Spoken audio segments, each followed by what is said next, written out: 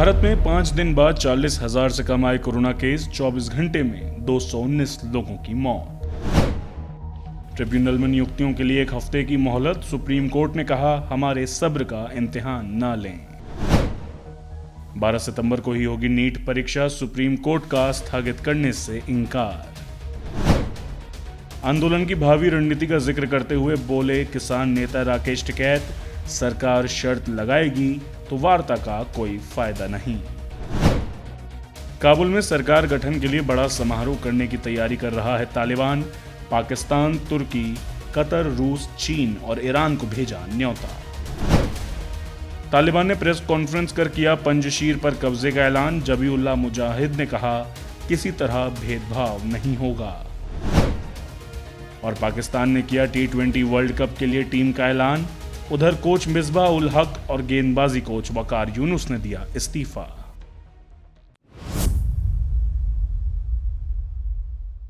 तालिबान अफगानिस्तान में सरकार बनाने के अंतिम चरण में पहुंच गया है। तालिबान ने दावा किया है कि उसके लड़ाकों ने पंजशीर वैली को अपने नियंत्रण में ले लिया है। मीडिया रिपोर्ट के मुताबिक तालिबान के प्रवक्ता ने सोमवार को कहा कि युद्ध समाप्त हो गया है और उन्हें एक स्थिर अफगानिस्तान की उम्मीद है। रूसी न्यूज एजेंसी टास के मुताबिक अफगानिस्तान में सरकार के गठन समारोह में तालिबान ने पाकिस्तान, तुर्की, कतर, रूस, चीन और ईरान को आमंत्रित किया है, जबकि अफगानिस्तान के पड़ोसी देशों जैसे तुर्कमेनिस्तान, उज्बेकिस्तान और ताजिकिस्तान को सरकार गठन में आमंत्रित नहीं किया गया है। सरकार के गठन की तारीख भी नहीं बताई गई है। गौरतलब है कि तालिबान ने भारत को भी सरकार गठन समारोह के लिए आमंत्रित नहीं किया है, जबकि पिछले दिनों भारतीय मीडिया में ये खबर छाई रही कि भारत ने संयुक्त राष्ट्र सुरक्षा परिषद में तालिबान का समर्थन किया है और उसे एक आतंकी संगठन मानने से इनकार कर दिया है। दरअसल संयुक्त राष्ट्र में भारत के स्थायी राजदूत रहे सैयद अकबरुद्दीन ने 28 अगस्त के अपने एक ट्वीट में भारत की अध्यक्षता के दौरान यूएनएससी के 2 बयानों का स्क्रीनशॉट साझा किया था और लिखा था कि कूटनीति में एक पखवाड़ा काफी लंबा समय होता है, टी शब्द गायब है। संयुक्त राष्ट्र सुरक्षा परिषद के 16 और 27 अगस्त के बयान की तुलना कीजिए। गौरतलब है कि भारत की अध्यक्षता में यूएनएससी ने 16 और 27 अगस्त को 2 बयान जारी किए। इनमें देखा जा सकता है कि 16 अगस्त वाले अपने बयान में यूएनएससी ने कहा था कि अफगानिस्तान के किसी भी क्षेत्र को किसी भी देश को धमकाने या उस पर हमले के लिए इस्तेमाल नहीं किया जाना चाहिए और यहाँ तक कि तालिबान या किसी भी अफगान समूह या किसी भी व्यक्ति को किसी अन्य देश में सक्रिय आतंकी का समर्थन नहीं करना चाहिए। इसके बाद 27 अगस्त को जारी यूएनएससी के बयान में तालिबान शब्द का जिक्र नहीं किया गया। अपने बयान में यूएनएससी ने कहा अफगानिस्तान के क्षेत्र का इस्तेमाल किसी भी देश को धमकी देने या हमला करने के लिए ना हो और किसी भी अफगान समूह या व्यक्ति को किसी भी देश के क्षेत्र में सक्रिय आतंकवादियों का समर्थन नहीं करना चाहिए।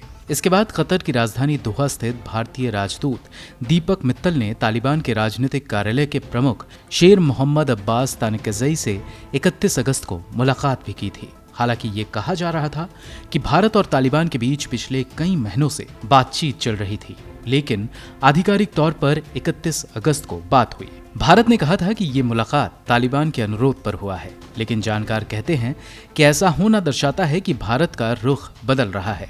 ये भी बता दें कि भारत की अध्यक्षता के दौरान यूएनएससी के एक प्रस्ताव में तालिबान से कहा गया कि वो अफगानिस्तान में आतंकवादी समूहों को रोके। प्रस्ताव में लश्कर-ए-तैयबा और जैश-ए-मोहम्मद का भी नाम लिया गया था। इस प्रस्ताव से संयुक्त राष्ट्र के 5 स्थायी सदस्यों में चीन और रूस ने दूरी बना ली थी। अब ये दोनों देश हैं जिन्हें तालिबान ने सरकार गठन समारोह में आमंत्रित किया है।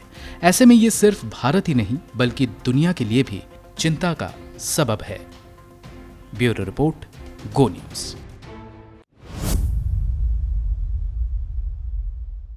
$20 लाख करोड़ जैसी बड़ी घोषणाओं के बावजूद केंद्र सरकार ने पिछले वित्त वर्ष और इस चालू वित्त वर्ष में खर्च कम किया है। पिछले वित्त वर्ष के दौरान देश में महामारी फैली थी और इस वजह से लॉकडाउन लगाया गया था, लेकिन चालू वित्त वर्ष में आर्थिक स्थिति में सुधार के बावजूद सरकार अपने खर्च के उस स्तर पर नहीं पहुंच सकी है जहां वो महामारी से पहले थी। मसलन वित्त वर्ष 2021-22 के अप्रैल-जून तिमाही के लिए स्टैटिस्टिक्स मंत्रालय द्वारा जारी आंकड़ों से पता चलता है कि पिछले वित्त वर्ष के अप्रैल-जून तिमाही में केंद्र सरकार ने वित्त वर्ष 2019-20 में किए गए खर्च की तुलना में 10% से ज्यादा कम खर्च किया है। देश में महामारी के लगभग खत्म होने के बावजूद पब्लिक एडमिनिस्ट्रेशन, रक्षा और अन्य सेवाओं जैसे शिक्षा, स्वास्थ्य, मनोरंजन और व्यक्तिगत सेवाओं पर खर्च 2021-22 में भी मौन रहा है। ये ग्रॉस वैल्यू एडिशन या GVA के संदर्भ में केंद्र द्वारा किए गए खर्च से लगभग 5% कम है। मंत्रालय ने अपनी नई रिपोर्ट में कहा है कि 2019-20 की जून तिमाही में GVA 3,99,148 करोड़ रुपए था, जो 2020-21 में घटकर 3,58,373 करोड़ रुपए रह गया, जबकि चालू वित्त वर्ष की पहली तिमाही में ये बढ़कर 3,79,205 करोड़ रुपए हो गया, जो कि पूर्व महामारी की तुलना में 4.99% कम है। Centre for monitoring Indian economy ने अपनी नई डेटा रिलीज में ये पुष्टि की है कि सरकार द्वारा मौजूदा खर्च 10 साल या 5 साल के औसत से कम है। CMIE आगे कहता है कि वित्त वर्ष 2021-22 के जुलाई महीने में सरकार का कम खर्च करना जारी रहा। यह आश्चर्य की बात है कि सरकार अपने बड़े बड़े दावों के बावजूद कम खर्च कर रही है। केंद्र की सरकार यह कहती रही है कि अर्थव्यवस्था को आगे बढ़ने की जरूरत है और सरकार के पास अर्थव्यवस्था का समर्थन करने के लिए पर्याप्त धन है। पिछले 17 महीनों के दौरान ये देखा जा सकता है कि कई मंत्रियों ने हजारों करोड़ रुपए की मदद का दावा किया। ये भी दावे किए गए कि सरकार ने बिजनेस और गरीबों की मदद की, लेकिन देश में पैदा हुए और निरंतर जारी हालात इन दावों की पोल खोलता है। आंकड़ों पर गौर करें तो पता चलता है कि महामारी की वजह से देश की अर्थव्यवस्था की कमर टूट गई है। आपको बता दें कि पिछले वित्त वर्ष के दौरान देश की GDP में 7.5% की गिरावट देखी गई थी। इससे साफ है कि स्टैटिस्टिक्स मंत्रालय द्वारा जारी आंकड़ों ने केंद्र और मंत्रियों के सभी दावों को खारिज कर दिया है। ब्यूरो रिपोर्ट, गो न्यूज।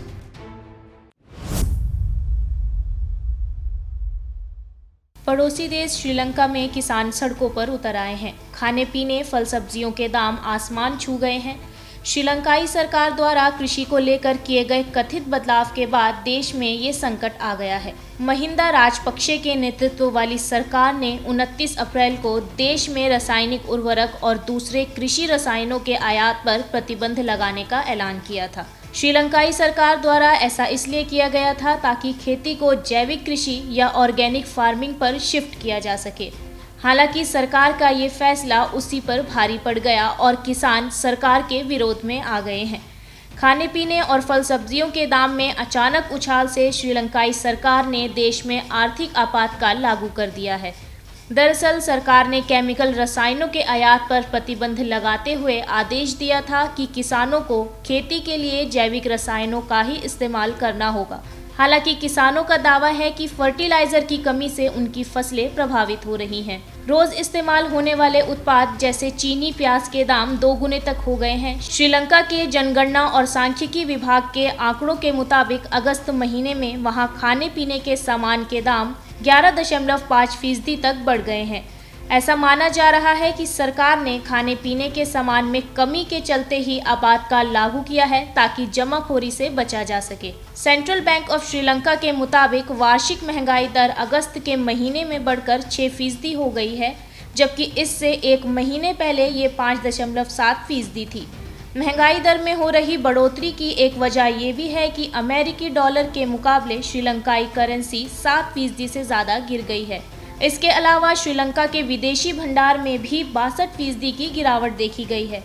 ये जुलाई महीने में 2.8 अरब डॉलर पर आ गया है, जबकि साल 2019 में ये 7.5 अरब डॉलर रहा था। देश को पूरी तरह जैविक खेती करने के लिए बड़े स्तर पर जैविक उर्वरकों का घरेलू उत्पादन करने की ज़रूरत होगी, लेकिन असलियत इससे काफ़ी अलग है। दी प्रिंट में छपी एक रिपोर्ट के मुताबिक श्रीलंका में नगरपालिका जैविक अपशिष्ट से हर साल 30 लाख टन तक खाद बनाई जा सकती है, जबकि सिर्फ धान की खेती के लिए ही 50 लाख टन और चाय की खेती के लिए हर साल 30 लाख टन की खाद की ज़रूरत होती है।